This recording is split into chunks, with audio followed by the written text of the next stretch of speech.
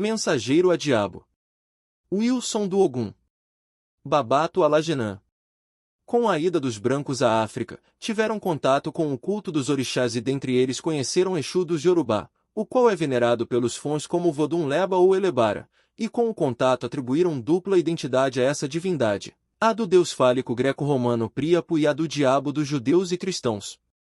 A primeira devido às representações materiais e símbolos fálicos do orixá Vodun, a segunda em razão de suas atribuições específicas no panteão dos orixás e Voduns e suas qualificações morais narradas pela mitologia, que o mostra como um orixá que contraria as regras mais gerais de conduta aceitas socialmente, embora não sejam conhecidos mitos de Exu que o identifiquem com o diabo.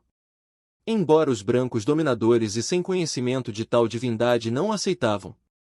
Exu é de caráter violento, irascível, astucioso, grosseiro, vaidoso, indecente, assim sendo os primeiros missionários, espantados com tal descrição o igualaram ao diabo e fizeram dele o símbolo de tudo que é maldade, perversidade, abjeção e ódio, em oposição à bondade, pureza, elevação e amor de Deus.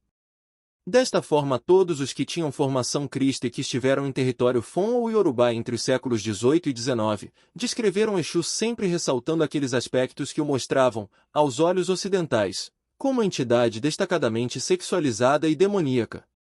Um dos primeiros escritos, se não o primeiro, diz que, a 1/4 de légua do Fortes Dalmianos há um deus Príapo, feito grosseiramente de terra, com seu principal atributo, o falo, que é enorme e exagerado em relação à proporção do resto do corpo. Outro escrito diz, as partes baixas, a genitália da estátua são grandes, desproporcionadas e expostas da maneira mais nojenta. Existem outros escritos e não menos desfavoráveis que estes. Diante estes escritos e outros nunca mais Exu se livraria da imputação dessa dupla visão, condenado a ser o orixá mais incompreendido e caluniado do panteão afro-brasileiro. Para os antigos Yorubais, os homens habitam a terra, o Aie, e os deuses orixás, o Orum. Mas muitos laços e obrigações ligam os dois mundos. Os homens alimentam continuamente os orixás, dividindo com eles sua comida e bebida, os vestem, adornam e cuidam de sua diversão. Os orixás são parte da família, são os remotos fundadores das linhagens cujas origens se perdem no passado mítico. Em troca dessas oferendas, os orixás protegem, ajudam e dão identidade aos seus descendentes humanos. Também os mortos ilustres merecem tal cuidado, e sua lembrança os mantém vivos no presente da coletividade, até que um dia possam renascer como um novo membro de sua mesma família.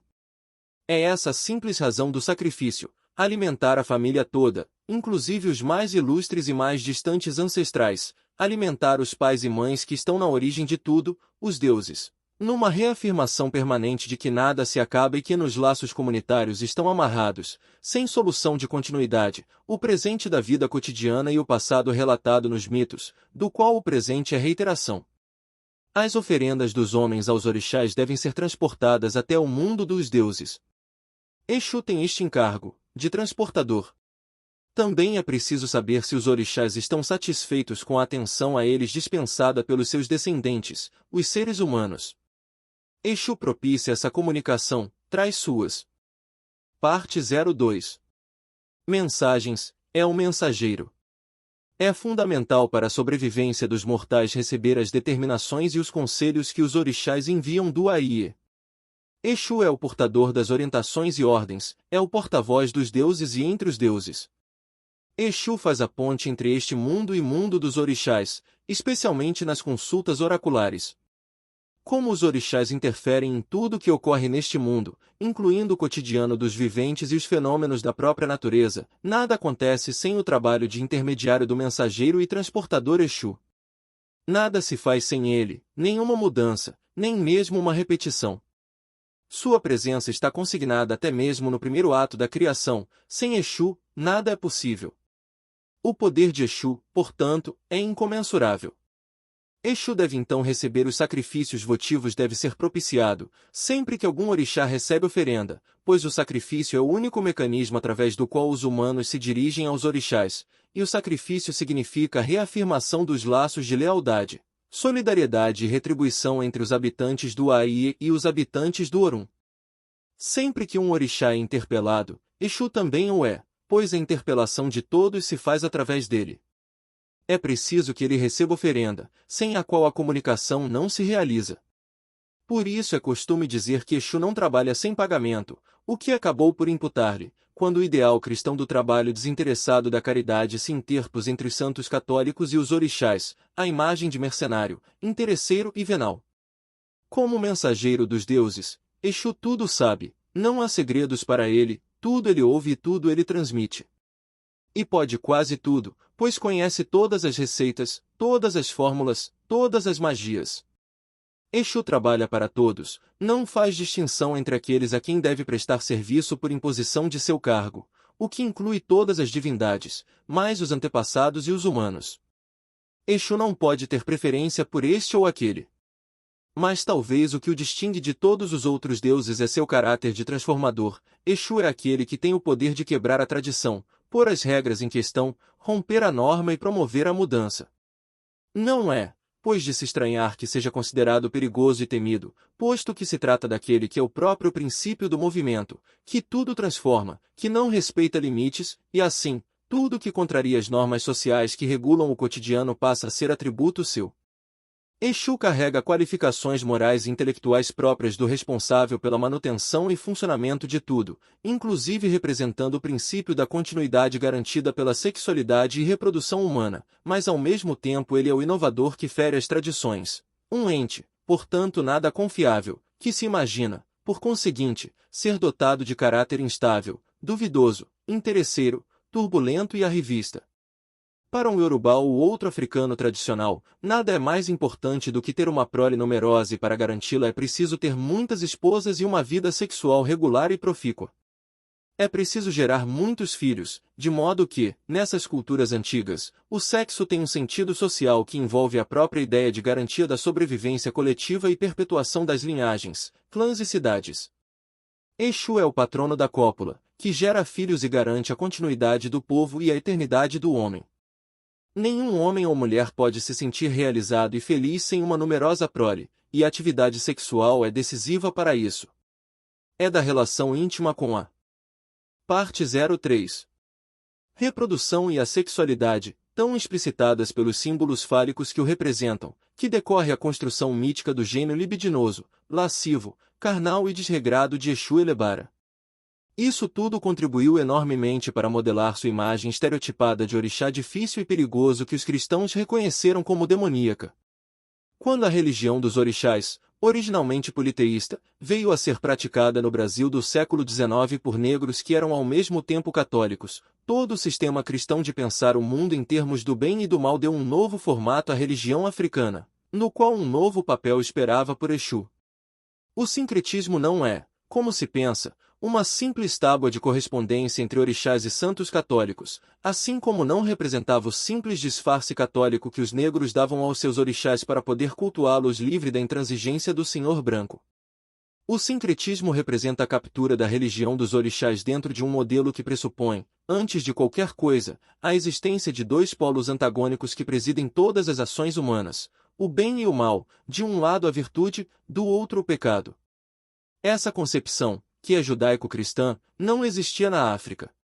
As relações entre os seres humanos e os deuses, como ocorre em outras antigas religiões politeístas, eram orientadas pelos preceitos sacrificiais e pelo tabu, e cada orixá tinha suas normas prescritivas e restritivas próprias aplicáveis aos seus devotos particulares, como ainda se observa no candomblé, não havendo um código de comportamento e valores único aplicável a toda a sociedade indistintamente, como no cristianismo, uma lei única que é a chave para o estabelecimento universal de um sistema que tudo classifica como sendo do bem ou do mal, em categorias mutuamente exclusivas. No catolicismo, o sacrifício foi substituído pela oração e o tabu, pelo pecado, regrado por um código de ética universalizado que opera o tempo todo com as noções de bem e mal como dois campos em luta. O de Deus, que os católicos louvam nas três pessoas do Pai, Filho e Espírito Santo, que é o lado do bem, e o do mal, que é o lado do diabo em suas múltiplas manifestações. Abaixo de Deus estão os anjos e os santos, santos que são humanos mortos que em vida abraçaram as virtudes católicas, às vezes por elas morrendo. O lado do bem, digamos, foi assim preenchido pelos orixás, exceto Exu, ganhando Oxalá, o orixá criador da humanidade, o papel de Jesus Cristo, o Deus Filho, mantendo-se Oxalá no topo da hierarquia, posição que já ocupava na África, donde seu nome Orixalá ou Orixanlá, que significa o grande orixá. O remoto e inatingível Deus Supremo Olorum dos Yorubais ajustou-se à concepção do Deus Pai judaico-cristão, enquanto os demais orixás ganharam a identidade de santos. Mas ao vestirem a camisa de força de um modelo que pressupõe as virtudes católicas, os orixás sincretizados perderam muito de seus atributos originais, especialmente aqueles que, como no caso da sexualidade entendida como fonte de pecado, podem ferir o campo do bem. Foi sem dúvida o processo de cristianização de Oxalá e outros orixás que empurrou o Exu para o domínio do inferno católico, como um contraponto requerido pelo molde sincrético. Pois, ao se ajustar a religião dos orixás ao modelo da religião cristã, faltava evidentemente preencher o lado satânico do esquema Deus-Diabo, bem e mal, salvação-perdição, céu e inferno. E quem melhor que Exu para o papel do demônio? Sua fama já não era das melhores. Parte 04. Transfigurado no diabo, Exu teve que passar por algumas mudanças para se adequar ao contexto cultural brasileiro hegemonicamente católico. Assim, num meio em que as conotações de ordem sexual eram fortemente reprimidas, o lado priápico de Exu foi muito dissimulado e em grande parte esquecido. Suas imagens brasileiras perderam o esplendor fálico do explícito Elebara, disfarçando-se tanto quanto possível seus símbolos sexuais, pois mesmo sendo transformado em diabo, era então um diabo de cristãos, o que impôs uma inegável pudicícia que Exu não conhecera antes.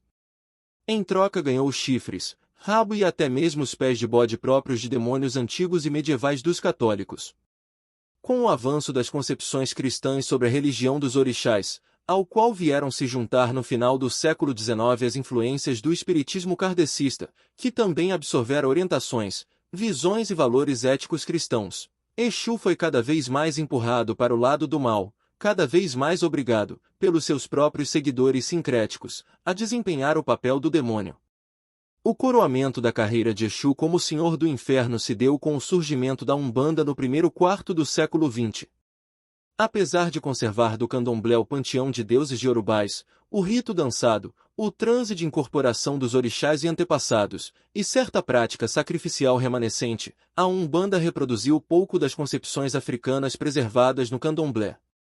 A Umbanda adotou, não sem contradições e incompletudes, certa noção moral de controle da atividade religiosa voltada para a prática da virtude cristã da caridade, concepção estranha ao candomblé. O culto umbandista foi organizado em torno dessa prática, como se dá no kardecismo, com a constituição de um panteão brasileiro subordinado aos orixás formado de espíritos que ajudam os humanos a resolver seus problemas, que são os caboclos, pretos velhos e outras categorias de mortais desencarnados. Na Umbanda, a própria ideia de religião implica essa noção de trabalho mágico, pois sem a atuação direta dos espíritos na vida dos devotos, a religião não se completa. Mas todas essas entidades só trabalham para o bem. Qualquer demanda, qualquer solução de dificuldades, qualquer procura de realização de anseios e fantasias é tudo filtrado pelo código do bem. Se a ação benéfica resultante da interferência das entidades espirituais for capaz de produzir prejuízos a terceiros, ela não pode ser posta em movimento. O bem só pode levar ao bem e nada justifica a produção do mal. O mal deve ser combatido e evitado, mesmo quando possa trazer para uma das partes envolvidas numa relação alguma sorte de vantagem. Mas o processo de formação dessa religião ainda não se completará. Com a substituição na Umbanda, ao menos em parte, da ideia africana de tabu pela noção católica de pecado, a prática mágica tradicional, que no candomblé era destituída de imposições éticas, ficou aprisionada numa proposta umbandista de religião que desejava ser moderna, europeia, branca e ética, apesar das raízes negras que, aliás, procurou apagar tanto quanto possível. Ao mesmo tempo, a Umbanda não abandonou as práticas mágicas, ao contrário, fez delas um objetivo bem definido, o centro da sua celebração ritual. Porém houveram novas transformações a qual foi chamada de Quimbanda, para demarcar fronteiras que a ela interessava defender para manter sua imagem de religião do bem. Parte 5. Passou a ser o domínio de Exu, agora sim definitivamente transfigurado no diabo, aquele que tudo pode, inclusive fazer o mal. Com essa divisão cristã de tarefas, tudo aquilo que os caboclos, Pretos Velhos e outros guias do chamado panteão da direita se recusam a fazer, por razões morais, Exu faz sem pestanejar. Assim, enquanto o demonizado Exu faz contraponto com os santificados orixás e espíritos guias, a quimbanda funciona como uma espécie de negação ética da umbanda, ambas resultantes de um mesmo processo histórico de cristianização da religião africana. Como quem esconde o diabo, a umbanda escondeu o Exu na quimbanda, pelo menos durante seu primeiro meio século de existência, para assim, longe da curiosidade pública, poder com ele livremente operar. Não faltou, entre os primeiros consolidadores da doutrina umbandista, quem se desse ao trabalho de identificar, para cada uma das inúmeras qualidades e invocações de Exu, um dos conhecidos nomes dos demônios que povoam a imaginação e as escrituras dos judeus e cristãos. Além de se ver chamado pelos nomes do diabo ocidental em suas múltiplas versões, Exu foi compelido a compartilhar com os demônios suas missões especializadas no ofício do mal, tudo, evidentemente, numa perspectiva essencialmente cristã. A maldição imposta a Exu na África por missionários e viajantes cristãos desde o século XVIII foi sendo completada no Brasil nos séculos XIX e XX. A Umbanda é uma religião de espíritos de humanos que um dia viveram na Terra, os guias. Embora se reverenciem os orixás, são os guias que fazem o trabalho mágico, são eles os responsáveis pela dinâmica das celebrações rituais. Exu, que é fundamental no atendimento dos clientes e devotos, portanto peça básica da dinâmica religiosa, assumiu na Umbanda o aspecto de humano desencarnado que é a marca dos caboclos e demais entidades da direita. Diabo sim, mas diabo que foi de carne e osso, espírito, guia. Assim como os caboclos foram um dia índios de reconhecida bravura e invejável bom caráter, não sem uma certa inocência própria do bom selvagem, inocência perdida com a chegada ao novo mundo da nossa sociedade do pecado. Assim como os pretos velhos foram negros escravos trabalhadores, dóceis, pacíficos e sábios, os Exus, agora no plural, foram homens de questionável conduta, assaltantes, assassinos, ladrões, contrabandistas, traficantes, vagabundos, malandros, aproveitadores, proxenetas, bandidos de toda a laia, homens do diabo, por certo, gente ruim, figuras do mal. O imaginário tradicional umbandista, para não dizer brasileiro, acreditava que muito da maldade humana é próprio das mulheres, que o sexo feminino tem o estigma da perdição, que é marca bíblica, constitutiva da própria humanidade, desde Eva.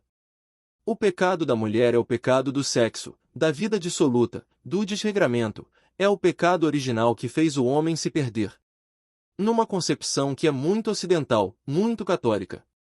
Então Exu foi também feito mulher, deu origem à pombagira, o lado sexualizado do pecado. Quem são as pombagiras da quimbanda? Mulheres perdidas, por certo, prostitutas, cortesãs, companheiras bandidas dos bandidos amantes, alcoviteiras e cafetinas, jogadoras de cassino e artistas de cabaré, atrizes de vida fácil, mulheres dissolutas, criaturas sem família e sem honra. O quadro completou-se, o chamado panteão da esquerda multiplicou-se em dezenas e dezenas de. Parte 6. Exus e pombagiras, que atendem a todos os desejos, que propiciam mesmo a felicidade de duvidosa origem, que trabalham em prol de qualquer fantasia, que oferecem aos devotos e clientes o acesso a tudo que a vida dá e que restituem tudo que a vida tira. Não há limites para os guias da quimbanda, tudo lhes é possível.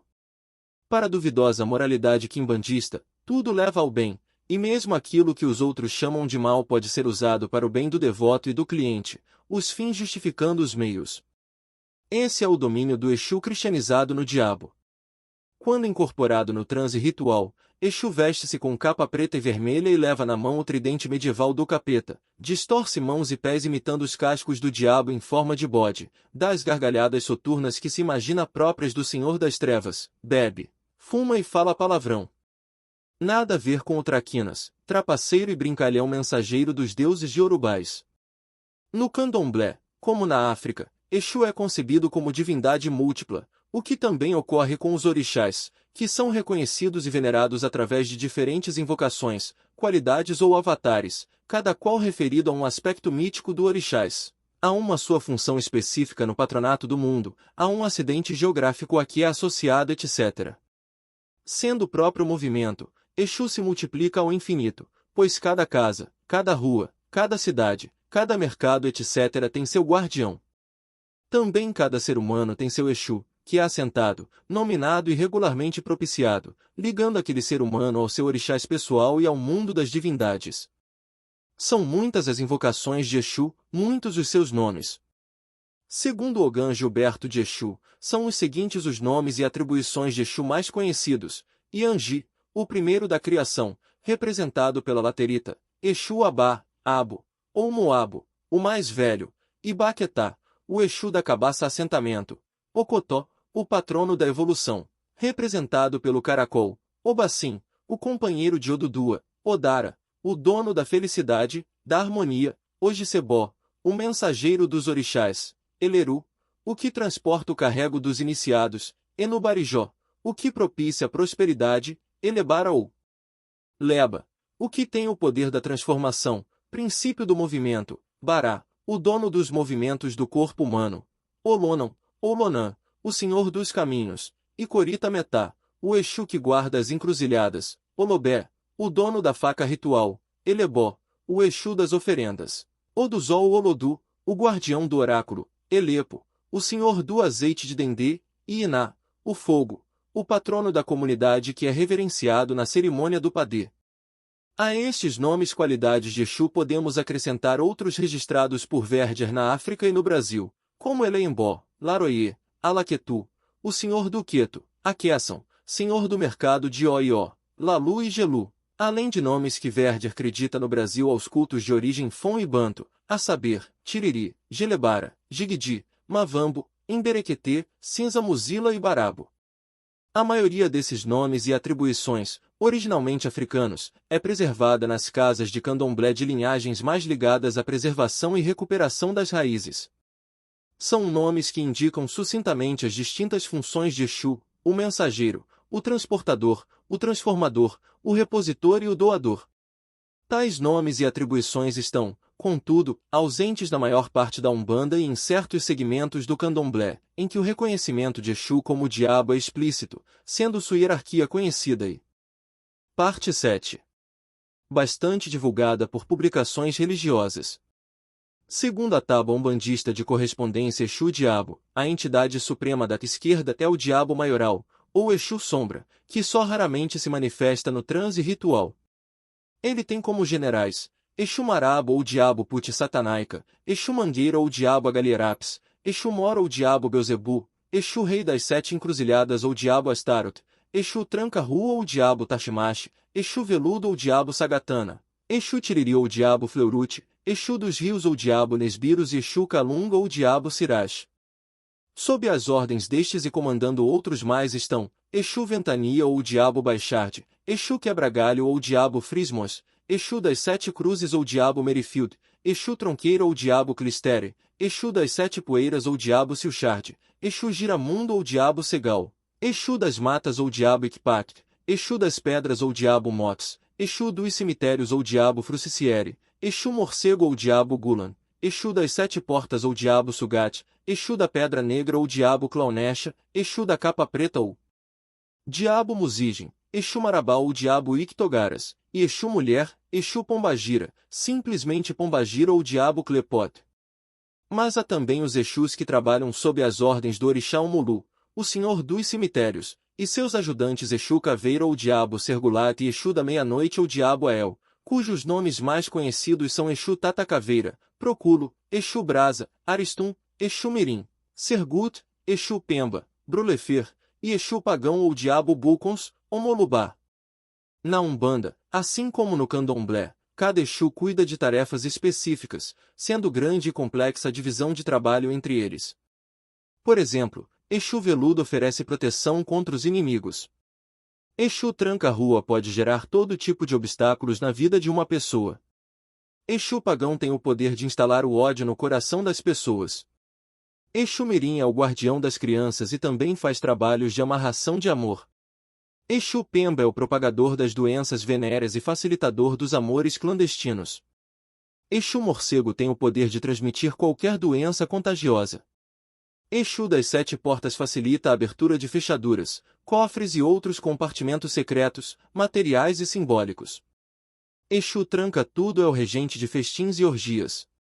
Exu da Pedra Negra é invocado para o sucesso em transações comerciais. Exu Tiriri pode enfraquecer a memória e a consciência. Exu da Capa Preta comanda as arruaças, os desentendimentos e a discórdia. Igualmente são múltiplos os nomes e funções de Pombagira: Pombagira Rainha, Maria Padilha, Pombagira Sete Saias, Maria Mulambo, Pombagira da Calunga, Pombagira Cigana, Pombagira do Cruzeiro, Pombagira Cigana dos Sete Cruzeiros, Cigana da Lua, Pombagira das Almas, Pombagira Maria Quitéria, Pombagira Dama da Noite, Pombagira Menina, Pombagira Mirongueira, Pombagira Menina da Praia. Pombagira é especialista notória em casos de amor, e tem poder para propiciar qualquer tipo de união amorosa e sexual. Ela trabalha contra aqueles que são inimigos seus e de seus devotos. Pombagira considera seus amigos todos aqueles que a procuram necessitando seus favores e que sabem como agradecer-lhe e agradá-la. Deve-se presentear Pombagira com coisas que ela usa no terreiro, quando incorporada, tecidos sedosos para suas roupas nas cores vermelho e preto, perfumes, joias e bijuterias, champanhe e outras bebidas, cigarro, cigarrilha e piteira, rosas vermelhas abertas. Parte 8. Nunca botões, além das oferendas de obrigação, os animais sacrificiais, sobretudo no candomblé, e as de despachos deixados nas encruzilhadas, cemitérios e outros locais, a depender do trabalho que se faz, sempre iluminado pelas velas vermelhas, pretas e, às vezes, brancas. Até 1 ou 2 décadas atrás, as sessões de quimbanda, com seus exus e pombagiras manifestados no ritual de transe, eram praticamente secretas. Realizadas nas avançadas horas da noite em sessões fechadas do terreiro de Umbanda, a elas só tinham acesso os membros do terreiro e clientes e simpatizantes escolhidos a dedo, tanto pelo imperativo de suas necessidades como por sua discrição. Era comum entre os seus cultores negar a existência dessas sessões. A quimbanda nasceu como um departamento subterrâneo da Umbanda e como tal se manteve por quase um século, embora desde sempre se soubesse da regularidade desses ritos e se pudessem reconhecer nas encruzilhadas as oferendas deixadas para Exu. Aos poucos o culto do Exu de Umbanda foi perdendo seu caráter secreto e escondido. Mas nunca houve quem admitisse, seja na Umbanda ou no Candomblé, trabalhar para o mal por meio de Exu. O mal, quando acontece, é sempre interpretado como consequência perversa da prática do bem, pois tudo tem seu lado bom e seu lado mau, de modo que as situações que envolvem os Exus são sempre contraditórias. Se uma mulher está apaixonada por um homem comprometido, por exemplo, e procura ajuda no terreiro, a única responsabilidade da sacerdotisa e da própria entidade invocada é a de atender à súplica. Se a outra mulher tiver que ser abandonada, a culpa é de seu descaso, por não ter procurado e propiciado as entidades que deveriam defendê-la. Se 2 ou mais pessoas estão engajadas em polos opostos de uma disputa, isto significa que há uma guerra entre os litigantes humanos que também envolve seus protetores espirituais, e nada se pode fazer senão tocar a luta adiante, e vencer. Para um praticante desse tipo de relação com o sobrenatural, distinguir entre as questões do bem e a do mal é irrelevante, é dúvida que não se aplica. Esse modo de pensar legitima a prática da magia em todas as suas formas. A grande expansão da Umbanda por todo o país, iniciada nos começos do século XX, e a recente propagação do Candomblé que vem ocorrendo de maneira crescente nas últimas 3 décadas colocaram em contato muito estreito doutrinas e práticas dessas duas religiões. Tanto no Sudeste como no Nordeste e demais regiões, o Candomblé de orixás, das mais diferentes nações, que anteriormente havia incorporado o culto das entidades indígenas do Candomblé de Caboclo, e em casos mais localizados o dos mestres do Catimbó, acabou por aderir também aos rituais de Exus e Pombagiras conforme a prática umbandista. Desde alguns anos, as religiões afro-brasileiras conquistaram um espaço maior de liberdade de culto, num contexto em que se amplifica a diferenciação religiosa e se forma um mercado mágico religioso plural, com o aumento da tolerância religiosa e valorização das diferenças. A quimbanda foi deixando de ser escondida e secreta e seus salões se abriram para um público curioso e ávido por conhecer os favores mágicos de seus Exus e Pombagiras, que povoaram sem distinção tanto terreiros de Umbanda como de Candomblé. Hoje em dia, terreiro de Candomblé sem os Exus e Pombagiras da Umbanda, sobretudo os de origem mais recente, se contam nos. Parte 9. Dedos. A iconografia brasileira dos Exus não deixa dúvida sobre o que se pensa deles nas casas em que se observa o culto de Quimbanda. Na verdade, não é preciso ir a um templo em que se realiza culto a essas entidades para ver as estátuas de gesso dos Exus e pombagiras de Quimbanda em tamanho natural, monumentos figurativos de gosto duvidoso, figuras masculina e femininas concebidas com as roupas, adereços e posturas que se imaginam próprias dos soberanos do inferno e dos humanos decaídos. Para apreciar a iconografia dos Exus, basta andar pela rua e passar em frente a uma loja de artigos religiosos de Umbanda e Candomblé, que tem certa predileção de exibir essas estátuas à venda na entrada dos estabelecimentos, bem à vista. Há uma grande variedade dessas imagens, umas grandes, outras de tamanhos menores, um modelo para cada Exu, um para cada pombagira, estas com frequência idealizadas com roupas sumárias se não escandalosas, lembrando mulheres de vida fácil no imaginário popular. Nos terreiros, elas se encontram no barracão ou mais preferencialmente nos quartos do culto reservado aos iniciados, os quartos de santo, ou, conforme a designação umbandista, na tronqueira, o quarto dos Exus. Nos candomblés, em que o uso de imagens figurativas é acessório e menos frequente onde as divindades são obrigatoriamente representadas por símbolos elementais consagrados nos assentamentos ou altares, como o seixo do rio ou do mar, a pedra de raio, o arco e flecha de ferro, o aro de chumbo, o pilão de prata etc. A representação sagrada de Exu, o orixá, é o tridente de ferro, que no antigo mundo grego era a ferramenta de Netuno e na cristandade é o símbolo do demônio. Essas ferramentas estão expostas com fartura nas lojas de Umbanda e Candomblé. Também as tronqueiras da Umbanda são povoadas de assentamentos montados com os ferros que representam os Exus, os garfos de Exu, tendo as pombagiras ganhado também esse tipo de representação material, que, para distinguir-se daquelas das entidades masculinas, tem um formato arredondado. O falo reaparece na iconografia afro-brasileira de Exu, mas como órgão genital ereto de estatuetas masculinas de ferro com chifres e rabo de diabo, que levam na mão um forcado de 3 dentes. O convívio aberto dos devotos e clientes com as entidades de esquerda que hoje se observa e a ampla popularização de seu culto tem, contudo, apresentado um efeito banalizador e desmistificador no que diz respeito à sua suposta natureza de diabo. Exu e pombagira, por causa de sua convivência estreita com os humanos propiciada pelo transe, passam assim a ser encarados mais como compadres, amigos e guias dispostos a ajudar quem os procura, do que propriamente como demônios. Por outro lado, no processo de competição entre as religiões no contexto de um mercado de bens mágicos cada vez mais agressivo e de ofertas cada vez mais diversificadas, muitos terreiros, para se distinguir de outros, fazem questão de enfatizar e dar relevo às supostas características diabólicas de suas entidades da esquerda. Em candomblés desse tipo, geralmente frequentados e às vezes dirigidos por pessoas que estão longe de se orientar por modelos de conduta mais aceitos socialmente, se pode contratar qualquer tipo de serviço mágico, qualquer que seja o objetivo em questão.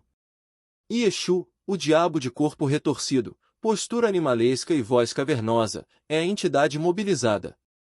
Parte 10. Juntamente com a espalhafatosa e desbriada companheira pombagira, para os trabalhos mágicos nada recomendáveis que fazem o negócio rendoso de um tipo de terreiros que eu não hesitaria em chamar de candomblé bandido. Nesse tipo de paródia religiosa, que representa o degrau mais baixo da histórica decadência a que Exu foi empurrado pelo sincretismo, o culto aos orixás é pouco significativo, fazendo-se uma ou outra festa ao ano para os orixás apenas para legitimar as sessões dedicadas às imitações degradadas do orixá mensageiro. Ao lado dessas práticas também há candomblés e umbandas que tocam para Exus e pombagiras que se dedicam, como os caboclos e pretos velhos, ao chamado trabalho para o bem. Interessante que esses Exus do bem são frequentemente considerados como entidades batizadas, convertidas e cristianizadas, já muito distantes tanto da África como da Quimbanda, com os atributos que lhes deram fama totalmente neutralizados. Já nem são Exus, são espíritos de luz, completamente vencidos pela influência kardecista, o outro modelo sincrético da Umbanda, além do catolicismo. O preceito segundo o qual Exu sempre recebe oferenda antes das demais divindades serem propiciadas, e que nada mais representa que o pagamento adiantado que Exu deve ganhar para levar as oferendas aos outros deuses, acabou sendo bastante desvirtuado. Passou-se a acreditar que as oferendas e homenagens preliminares a Exu devem ser feitas para que ele simplesmente não tumultue ou atrapalhe as cerimônias realizadas a seguir. Grande parte dos devotos dos orixás pensam e agem como se Exu devesse assim ser evitado e afastado, momentaneamente distraído com as homenagens, neutralizado como o diabo com que agora é confundido. Seu culto transformou-se assim num culto de evitação. Isto pode ser observado hoje em qualquer parte do Brasil, na maior parte dos terreiros de Candomblé e Umbanda, e também na África e em Cuba.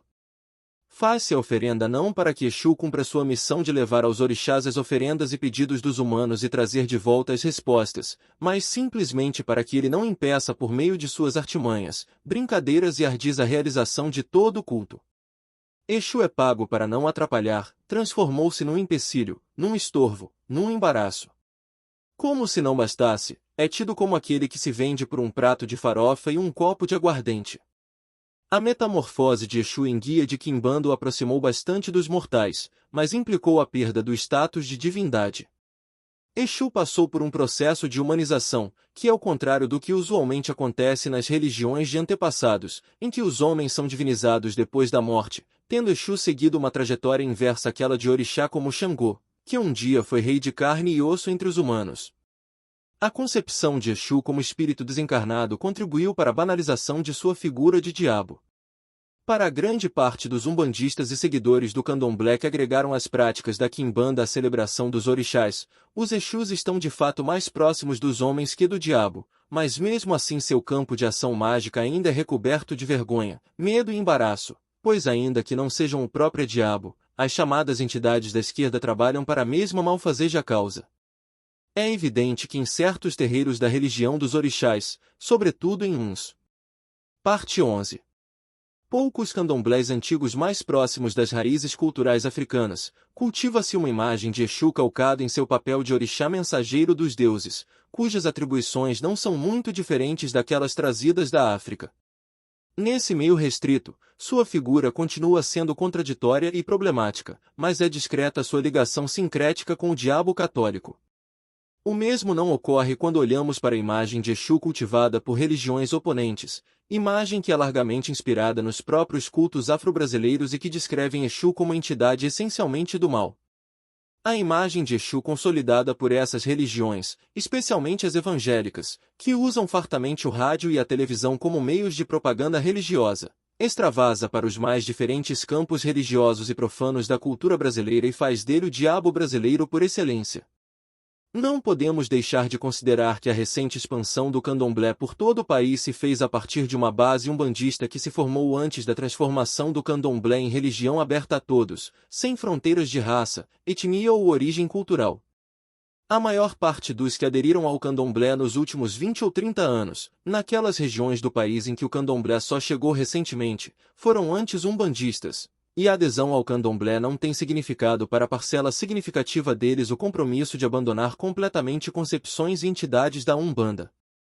Ao contrário, há um repertório umbandista que cada vez mais é agregado ao candomblé, a ponto de se falar frequentemente numa modalidade religiosa que seria mais facilmente identificada por um nome capaz de expressar tal hibridismo, como umbandomblé. Também o candomblé influencia terreiros de Umbanda e os empréstimos rituais e doutrinários que podemos observar não são poucos. Assim, em muitos terreiros, Exu pode ter uma dupla natureza. Ele pode ser cultuado, no mesmo local de culto e pelas mesmas pessoas, como o mensageiro mais próximo do orixá africano e como o espírito desencarnado mais próximo dos humanos. E muitos fiéis, tanto da Umbanda como do candomblé, se perguntam sobre a natureza de Exu, santo ou demônio. É certo que as transformações de Exu ainda não se completaram, para seus próprios seguidores, Exu é um enigma sempre mais intrincado. A imagem de Exu, o diabo, é fartamente explorada pelas religiões que disputam seguidores com a Umbanda e o candomblé no chamado mercado religioso, especialmente as igrejas neopentecostais. Como mostrou Ricardo Mariano, o neopentecostalismo caracteriza-se por enxergar a presença e ação do diabo em todo lugar e em qualquer coisa e até invocar a manifestação de demônios nos cultos para humilhá-los e os exorcizar, demônios aos quais os evangélicos atribuem todos os males que afligem as pessoas e que identificam como sendo, especialmente, entidades da Umbanda, deuses do candomblé e espíritos do kardecismo, ocupando os Exus e Pombagiras um lugar de destaque no palco em que os pastores exorcistas fazem desfilar o diabo em suas múltiplas versões.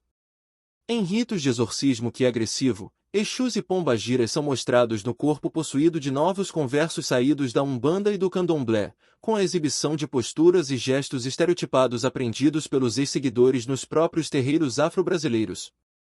Todos os males, inclusive o desemprego, a miséria, a crise familiar, entre outras. Parte 12. Aflições que atingem os cotidianos das pessoas, sobretudo os pobres, são considerados pelos neopentecostais como tendo origem no diabo, identificado preferencialmente com as entidades afro-brasileiras.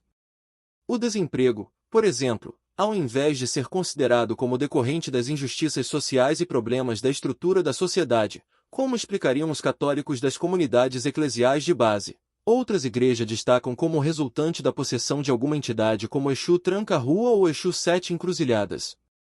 Neste caso, o exorcismo deve expulsar o Exu que provoca o desemprego. Os evangélicos se valem ritualmente do transe de incorporação afro-brasileiro para trazer à cena as entidades que eles identificam como demoníacas e se propõem a expulsar em ritos que chamam de libertação. Marisa Soares identifica outro paralelo muito expressivo entre o rito umbandista do transe e o rito exorcista pentecostal. Diz ela, a sexta-feira é conhecida na Umbanda como o dia das giras de Exu que se dão geralmente à noite. À meia-noite, hora grande de sexta para sábado é o momento em que os Exus se manifestam e trabalham. É justamente nesta mesma hora que nas igrejas evangélicas estão sendo realizadas as cerimônias onde esses Exus são invocados para, em seguida, serem expulsos dos corpos das pessoas presentes. Ao descrever um ritual exorcista presenciado em um templo em que se expulsava uma entidade que foi incorporada através do transe e que se identificou como Exu Tranca-Rua, Mariano registrou os versos do cântico então entoado freneticamente pelos fiéis. Tranca-Rua e Pombagira combinaram acabar com a vida do cristão torce, retorce, você não pode não, eu tenho Jesus Cristo dentro do meu coração. Eles acreditam que há um pacto firmado entre as entidades demoníacas para se apossar dos homens e os destruir pela doença, pelo infortúnio, pela morte.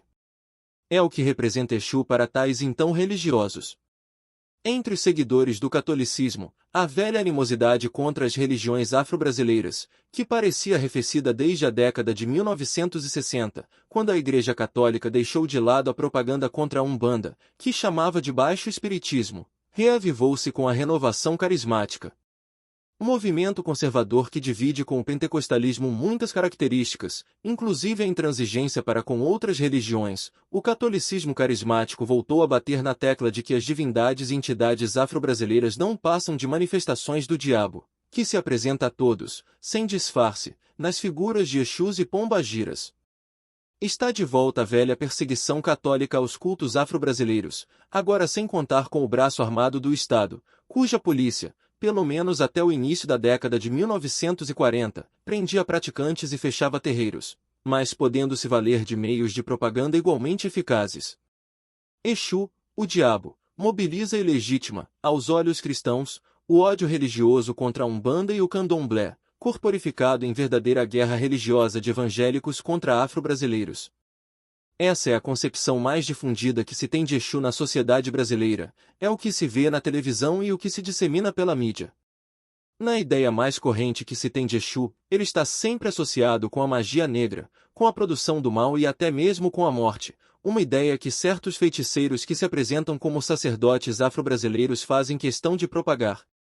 É amplo o espectro da Parte 13. Contra a propaganda que vitimiza o orixá mensageiro, contra o qual parece confluírem as mais diferentes dimensões do preconceito que envolve em nosso país os negros e a herança africana. De fato, em vários episódios de magia negra ocorridos recentemente no Brasil, com o assassinato de crianças e adultos, Exu e Pombagira têm sido apontados pela mídia como motivadores e promotores do ato criminoso. Num desses casos, ocorrido na década de 1980, no Rio de Janeiro, um comerciante foi morto a mando da mulher por causa de sua suposta impotência sexual. Depois de ter fracassado a aplicação de vários procedimentos mágicos supostamente recomendados por Pombagira, ela mesma teria sugerido o uso de arma de fogo para que a mulher se livrasse do incapaz e incômodo marido. Os implicados acabaram condenados, mas a própria Pombagira, em transe, acabou comparecendo à presença do juiz. E lá estavam todos os ingredientes que têm, por mais de 2 séculos, alimentado a concepção demoníaca que se forjou de Exu entre nós: sexo, magia negra, atentado à vida, crime. No interior do segmento afro-brasileiro, podemos contudo observar nos dias de hoje um movimento que encaminha Exu numa espécie de retorno aos seus papéis e status africanos tradicionais.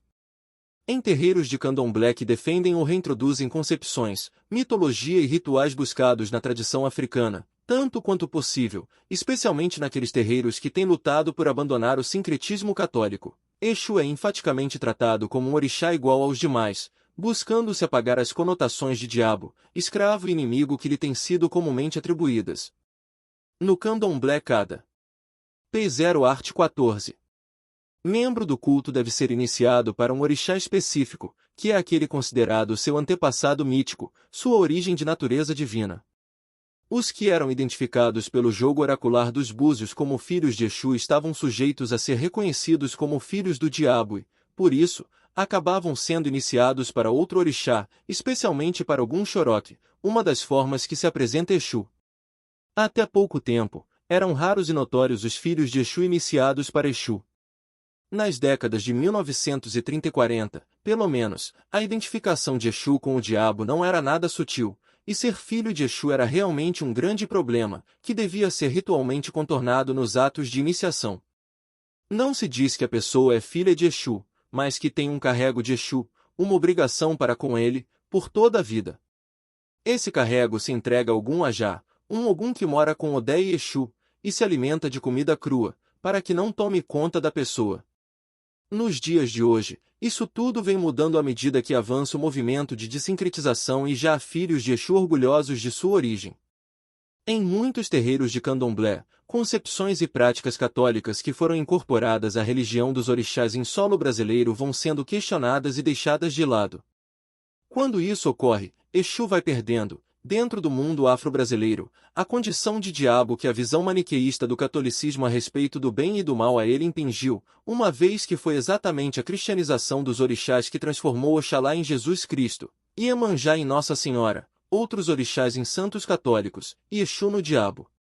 Nesse processo de desincretização, que é um dos aspectos do processo de africanização porque passa certo segmento do candomblé, Exu tem alguma chance de voltar a ser simplesmente o orixá mensageiro que detém o poder da transformação e do movimento, que vive na estrada, frequenta as encruzilhadas e guarda a porta das casas, orixá controvertido e não domesticável, porém nem santo nem demônio.